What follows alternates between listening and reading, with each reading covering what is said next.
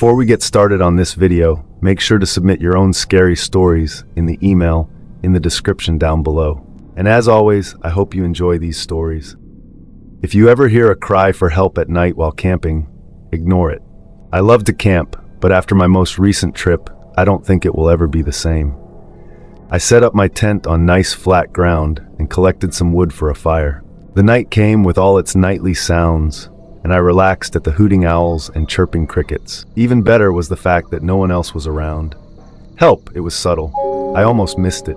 The voice came from deep within the woods, and for a moment, I didn't believe what I was hearing. It sounded female, but oddly enough, I just couldn't tell. "Please help," it continued. I shined my flashlight between the bushes and walked around. To be completely honest, even as a grown man, I was paralyzed with fear. So I did the responsible thing and called the local police. That's when things went from odd to very, very weird. The police told me to ignore it. I explained to them that someone could be injured and probably needed medical attention, but they assured me otherwise. When I kept pushing and asked why, they told me, "Sir, if you ever hear that voice again, ignore it. Do not respond and do not approach." Well, I did hear it again, but I didn't ignore it. It was almost midnight when I heard the voice a second time. I awoke to someone whispering help, and it sounded like she was just outside my tent. I went out to check and no one was there, but the voice continued from a distance. "Help, please." Again, I grabbed my flashlight and looked around the area I was camping. I was too afraid to follow the voice into the woods, especially since the authorities themselves avoided it. But I struggled morally, trying to decide whether I should go and help this person or listen to the police, who were concerned for my safety. But then I heard another, different voice. This other voice, which also seemed to be coming from the woods, was an octave lower. Unlike the first one, which cried for help, this one was loud and demanding. "Quiet," the other voice demanded. "No one's going to help you." Once I heard that, I was sure someone was in trouble. I called the police again. When I informed them about a second voice coming from the woods, they seemed even more concerned. They told me that I should pack my things and leave the campsite immediately. They said that hearing the second, more manly voice meant that it was getting desperate. They also said that the two voices were coming from the same person. That part was bizarre and confused me, to say the least. It was at this point I dismissed the police in that area as crazy, but not before telling them off. I got angry. I told them that if they didn't get down here to come and check it out, then I would do it myself. I said repeatedly that a woman could be in serious trouble and that it was their duty to help her, but still they refused to come.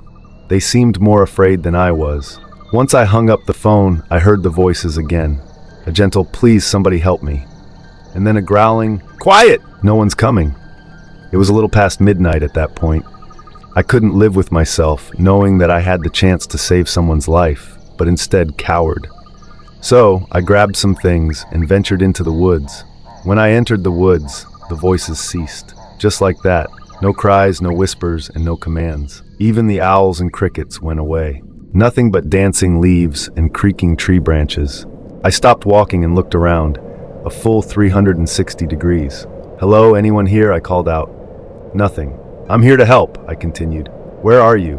Are you okay?" Still nothing. I thought of calling the police again, then chuckled to myself.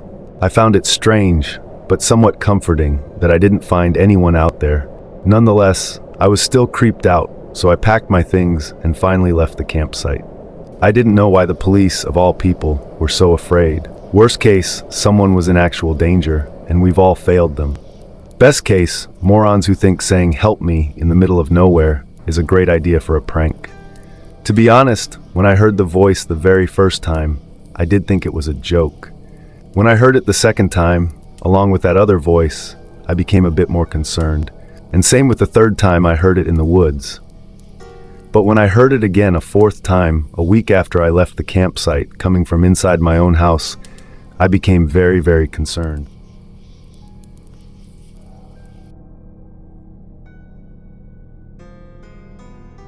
Hello, my name is Matthew. Today I want to share a story of something that happened to me when I was in high school. About my sophomore year of high school, my best friend and her dad invited me to go on a camping trip in Arizona, north of Tuba to be specific. Her dad owned a cabin several miles off the highway that was close to some nice camping and fishing spots and wanted to show us a good time. My best friend Kelly and I had been friends since the 5th grade and was someone I regarded as a sister, especially because our parents were close friends. Her dad and my dad were best friends in high school and both married mutual friends, so there was a sense of family growing up with Kelly. This year, for their camping trip, it was just going to be Kelly, her dad Ryan, and myself. We left home for the 6-hour drive and made it to the cabin just before sundown. Because of the approaching darkness, all we could do that day was make a fire and cook some dinner so we could get to bed early for the next day's hike. That night, Ryan told us all the trails he had planned for us to backpack and camp at. Kelly and her dad were fairly experienced campers and would go on 2-week camping trips every summer. They had camped everywhere from the Rockies to Appalachia. Every year they would go alone, but this year is the first time they invited someone else to go with them. My dad wanted Ryan to take me because he thought it would do me some good. You see, about a year ago, I lost a close friend of mine in a hit and run. I sunk into a deep depression and basically disconnected from everyone in my life. My parents tried everything to help me, but still, I suffered. Dad thought that if I got away and went on this camping trip, it would help clear my mind. I was happy to spend time with Kelly because she'd always been there for me. Kelly and I would often filter into different crowds and sometimes go weeks or months without really talking, but no matter how long we spent apart, we could always pick up where we left off. Her dad, Ryan, was almost like an uncle to me. He'd be the one to show me a movie my parents didn't approve of, or let me sip a beer every once in a while. He was someone I could truly go to if I ever needed help, so I knew that he genuinely wanted to help me on this camping trip. We finished dinner and talked until the fire died down to the glowing embers of what was left of it. With the light of the fire gone, it was the first time I had ever looked up and seen the stars without the light of the city obscuring them. It was also the first time I saw how dark the forest can get. Ryan said it was time for bed and handed us each a flashlight. We followed him into the cabin where we would stay the night. The cabin was very rustic as it had no running water or electricity. Ryan shut the door of the cabin and hung a battery-powered lantern on the ceiling and told us our plan for the next day. We were going to hike about 8 miles to a campsite that he picked out for us and said that we needed to go to bed because we'd have to leave as soon as dawn broke. The next morning, we woke up and Ryan and Kelly showed me how to pack my backpack and we headed off up the trail. After hiking up the trail for 4 hours, we finally reached the campsite. It was a beautiful lake surrounded by peaks on all sides. There was a flat area where we could set up the tent and make camp. We spent that whole day fishing and exploring the area around the campsite. It really was a therapeutic experience for me. My mind felt free of thoughts of the accident, and it felt like my depression was back home and I could be myself again. Ryan taught me how to fish, and we even caught a few that we were able to cook that night. It was even warm enough that we could sleep outside the tent under the stars. It was one of the best days I'd had in over a year, and it was the last night of peace that I would have for a long time to come. The next day we packed up and were going to move on to the next campsite, but first we had to return the cabin as the trail to the next campsite crossed paths with the cabin. Ryan let us sleep in because the return trip was downhill and wouldn't take as long. When we got about halfway down, we encountered some berry bushes close to the trail that Kelly spotted and said were edible, so we spent a few minutes picking the berries. They were surprisingly sweet for being a wild berry, but still had a somewhat bitter aftertaste. After we spent a couple minutes picking berries, Ryan sat down his backpack and said he needed to take a leak, so he went only about 10 steps away and went behind a tree to relieve himself.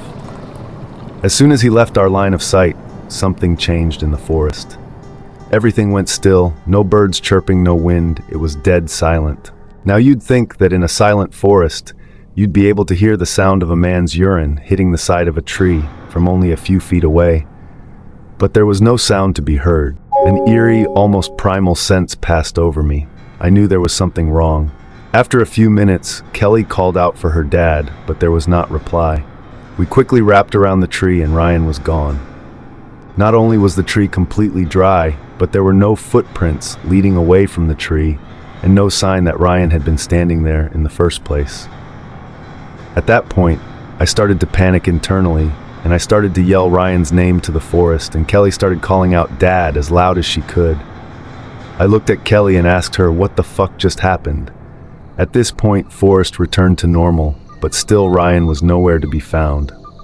I picked up his backpack and left mine behind, as he had more useful supplies in his. We spent the next several minutes looking around the area where he disappeared, but still could find no trace of him. I look at Kelly and ask her, "What do we do?" And she says, "We have to get search and rescue up here as soon as possible." I said, "But how? We don't have our cell phones, and even if we did, there's no signal out here." Kelly stopped to think for a moment. Then she spoke with an idea.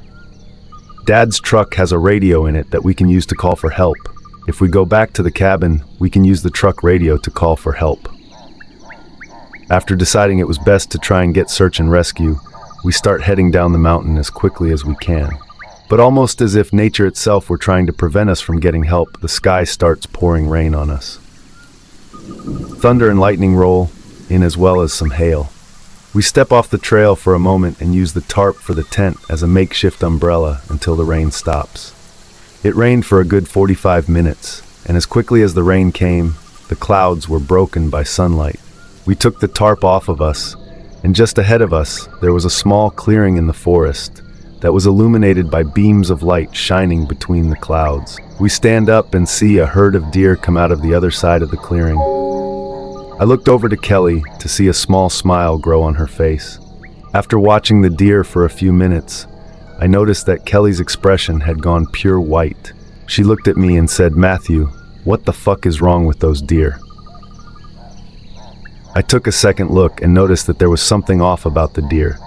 I haven't spent as much time outdoors as Kelly has, but I have seen my fair share of deer living in Colorado. Something about these deer just moved different than the deer I've seen before. The way I can describe it is as if their movements lacked the grace that deer typically have in their steps. These deer's movements were stiff and almost mechanical. Also, their eyes had colored iris and white sclera, not like human eyes, but still something I've never seen in a deer before. Then Kelly said something to this day I will never forget. She said it without fear in her voice, but still the tone told me she was uneasy. Kelly looked at me and said, "The feet, Matthew." I looked at the feet of one of the deer, and I saw that these deer lacked the cloven hooves that deer and elk have, but instead had what looked like canine feet. I realized in that moment that whatever these creatures were, they weren't deer. Almost as suddenly as I realized this, one of the deer looks up and looks me dead in the eyes. My fight or flight response was instantly triggered, and I grabbed Kelly's hand and pulled her with me, and we ran as fast as we could away from the clearing until we got to a safe distance from the deer. I look at Kelly and say, terrified and out breath, "Those weren't deer, Kelly. I don't know what those were, but those weren't deer."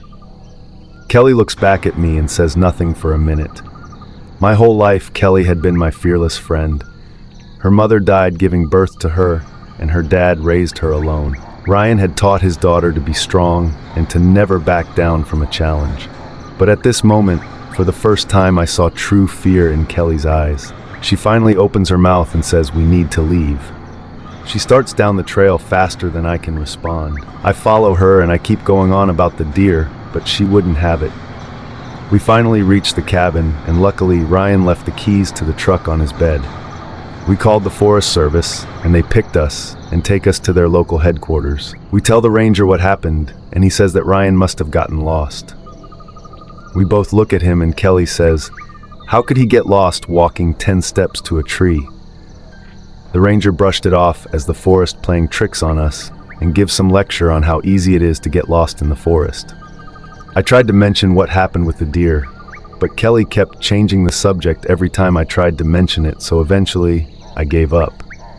The ranger launches a search for Ryan that lasted 2 weeks.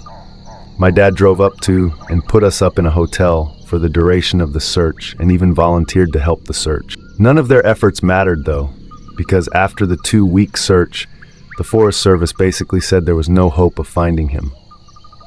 The news was obviously devastating to everyone, as Ryan meant so much to all of us. He was my dad's best friend and Kelly's only parent. After we got back home, Kelly stayed with us for a few weeks until her grandparents eventually moved down to take care of Kelly. A few months later, Kelly's grandparents get a call saying that they found remains on a trail that matched Ryan. This crushed us even more to find out that what we already suspected was indeed true. Ryan was dead. As terrible as the news was, it was also relieving to finally know the truth. Something that bothers me to this day about the discovery of his body is that his remains were found on a trail several miles away from the one he disappeared on. The Forest Service to this day still has not given a good answer to why Ryan's body was found so far away, and still has only given vague answers to the circumstances leading to the recovery. It's been over 10 years since this happened, and after all of this, Kelly and I are celebrating a year of being married. Despite being so close to her, this is still a topic that we rarely discuss, and after 10 years, she still refuses to speak about the deer. I don't know what the hell happened to Ryan, but so far, no explanation has been able to satisfy me. I spoke to my dad a few years ago about the search he volunteered on. I waited so long because of how close he was to Ryan, and I didn't want to pour salt in an already open wound. He said that search and rescue was really cagey about this one. Like you could tell that this was something that they were trying to brush under the rug. What perplexed my dad the most was that the rescue dogs couldn't pick up a scent, something that the handler said he'd never seen them do before. How did Ryan's body end up on a different trail? Why was search and rescue so cagey about this case? What the hell were those deer, and why won't my wife speak about it? I still have no answers to give to these questions. Maybe someday the answers will be revealed to me, but for now, I'm going to be there for my wife Kelly, and if she ever is ready to talk about that day, I may post an update. Also, we'll post updates with any new info I find.